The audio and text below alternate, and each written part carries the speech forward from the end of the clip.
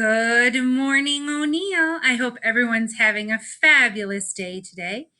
It is Monday, September 28th. And I hope you had a wonderful weekend. It was gorgeous outside and got a chance to enjoy these last couple days of warmth.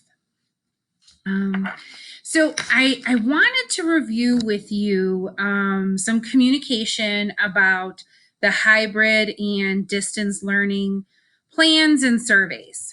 I wish I had a lot more information to share with you, but I want you to know about what I have so far. So far, the hybrid proposal is for 2 half days of in-person instruction. We don't know yet if that in-person will be AM or PM. So we're waiting to hear from that too. I don't know yet how student groups will be separated by A or B and what group your child would be in.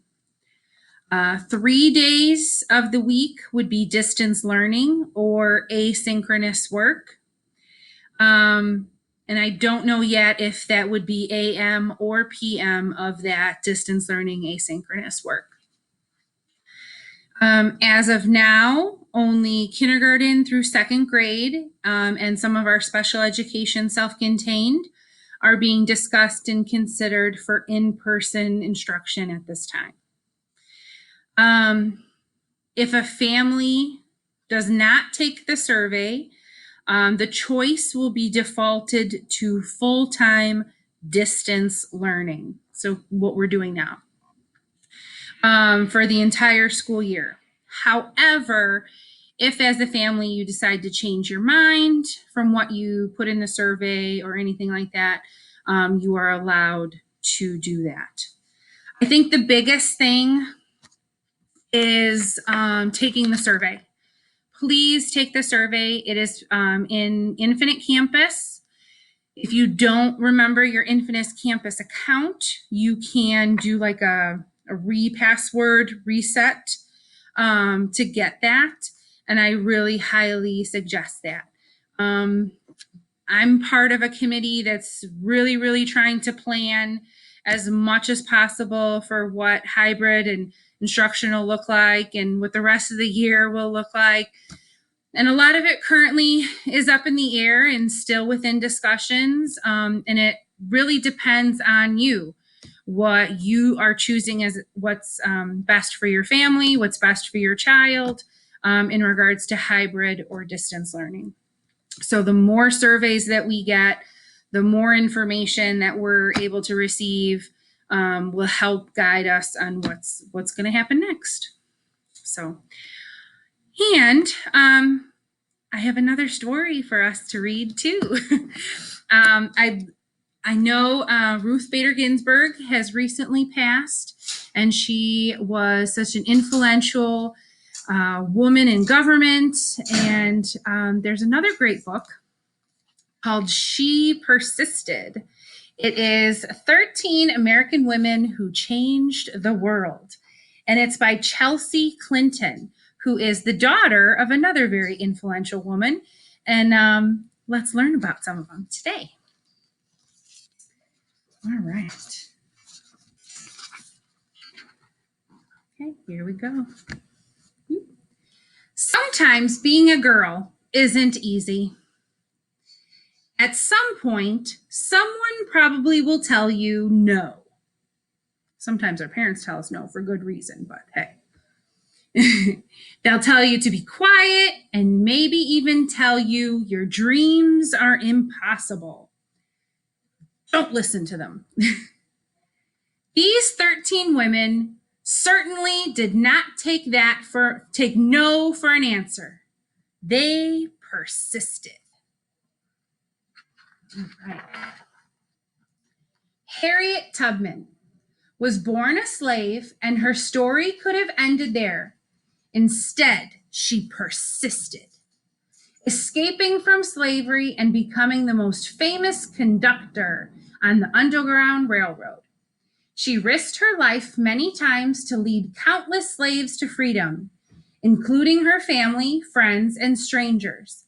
Every person she led to freedom arrived safely. I should fight for my liberty as long as my strength lasted.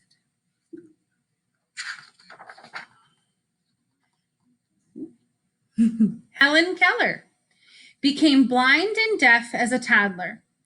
Few people thought she'd be able to learn to read, write, or speak, but she persisted. Helen learned how to do all three and not only became the first person with deaf blindness to graduate from college, but she used her story to help fight for more opportunities for people with disabilities in the United States and around the world. Her teacher, Anne Sullivan, I like her a lot too. She is a woman who persisted as well. One can never consent to creep when one feels an impulse to soar. I like it. Clara Lemich. After her family fled poverty and the threat of violence in Ukraine for a new home in New York City, Clara Lemich got a job working at a garment factory, like a clothes factory. She wrote that the factory's conditions made women into machines, and so she persisted, organizing picket lines and strikes that ultimately helped win better pay, shorter hours, and safer working conditions for thousands of workers, both women and men. I am one of those who suffers from the abuses described here, and I move that we go on a general strike. Nellie Bly. Nellie Bly became a reporter in part because a male writer had said that working women were a monstrosity. And she wanted to prove that women could do anything. At times, putting her safety at risk, she persisted. Throughout her career in exposing real monstrosities, pretending to be a sweatshop worker and a patient in a mental hospital to show how badly people were being treated. I have never written a word that did not come from my heart. I never shall. All right, Virginia Apgar. Inspired from an early age by her brother's childhood illness, Virginia Apgar was determined to be a doctor long before many girls had such dreams. Even though she qualified to be a surgeon, the male head surgeon at her hospital discouraged her because she was a woman. Nevertheless, she persisted. Becoming an anesthesiologist and creating the Apgar score to test a newborn baby's health, which hospitals all over the world still use today. Oh, nobody is going to stop breathing on me. Maria Tallchief. After Maria Tallchief's family moved to California, partly to support Maria's dreams of becoming a dancer, she was teased by students in school for her Native American heritage and later was encouraged to change her last name to something that sounded Russian, since many professional dancers at the time were from Russia. She persisted, ignoring all the taunting and poor advice to become the first great American prima ballerina. It never occurred to me to say, it hurts to do that.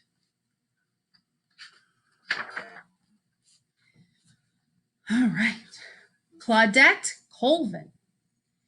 As a 15-year-old riding a bus home from school in Montgomery, Alabama, Claudette Colvin was expected to give up her seat to a white woman just because she was an African American. In her refusal to give up, she persisted in taking a stand for what was right, helping to inspire Rosa Parks to make the same choice 9 months later. An act many point as the starting of the modern civil rights movement. I knew then, and I know now, that when it comes to justice, there is no easy way to get it. You can't sugarcoat it. You have to take a stand and say, this is not right. I believe that. Ruby Bridges. When Ruby Bridges was in kindergarten, many schools across America, particularly in the South, still refused African American students their equal rights to an education. Ruby wouldn't be treated like a second-class student, and she persisted. Walking for weeks past angry, hateful protesters to integrate an all-white elementary school in New Orleans. That fateful walk to school began a journey, and we all must work together to continue moving forward. I really like that quote. Margaret Chase Smith. As the first woman to serve as both U.S. Representative and a U.S. Senator, Margaret Chase Smith could have let that fact alone be her legacy. Instead, she persisted in championing women's rights and more opportunities for women in the military, standing up for free speech and supporting space exploration. The head of NASA once noted that we wouldn't have put a man on the moon without Margaret. The right way is not always the popular and easy way.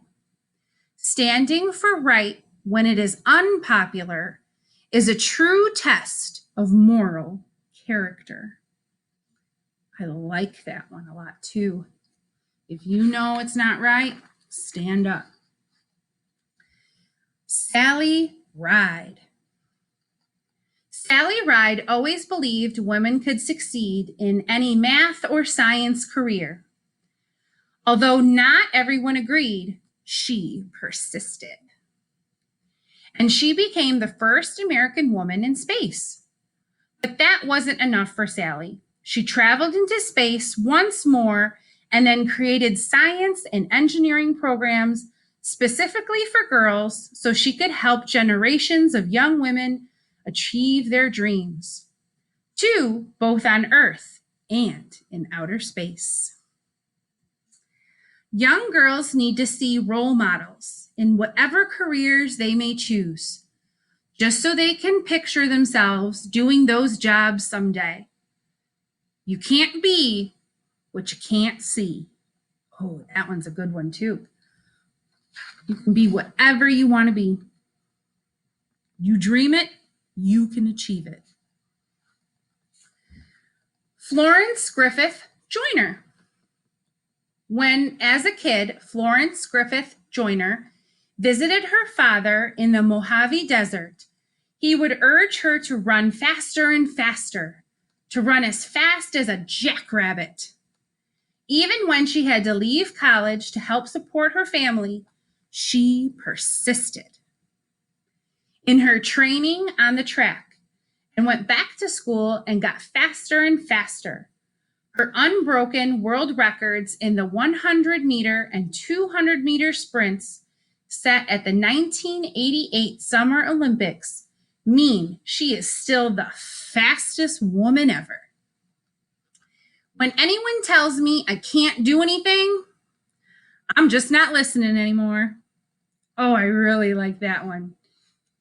When somebody tells me I can't do it or they don't believe in me, I show them I got it. Oprah Winfrey. Oprah Winfrey's grandmother expected Oprah to follow in her footsteps and become a maid. Oprah knew, even as a little girl, that her dreams would take her somewhere else. She persisted in turning those dreams into her reality and becoming a media superstar, working in movies, books, magazines, theater, and most of all, television. Ooh, time for school. Where the Oprah Winfrey Show remains the highest rated talk show of all time. The biggest adventure you can ever take is to live the life of your dreams. Oh, I love that. All right, I think, yep. Sonia Sotomayor. Watching fictional judges on television inspired Sonia Sotomayor to want to be a real-life judge when she grew up. She knew she'd have to speak English as well as she spoke Spanish, study hard in school, and manage her diabetes before she could one day wear a judge's robe and a gavel in her hand. She persisted, eventually becoming a Supreme Court justice and the first ever Latina to sit on America's highest court. I have never had to face anything that could overwhelm the naive optimism and stubborn perseverance I was blessed with. Perseverance, I love it. So if anyone ever tells you no, if anyone ever says your voice isn't important or your dreams are too big, remember these women. They persisted, and so should you. It was a long book, but I think it was a great book and a great message for persevering through distance learning, keeping going, focusing, logging in, and learning every day, and being in this together. Persist, make your dreams come true, and know that we all love you. And I hope you have a marvelous Monday.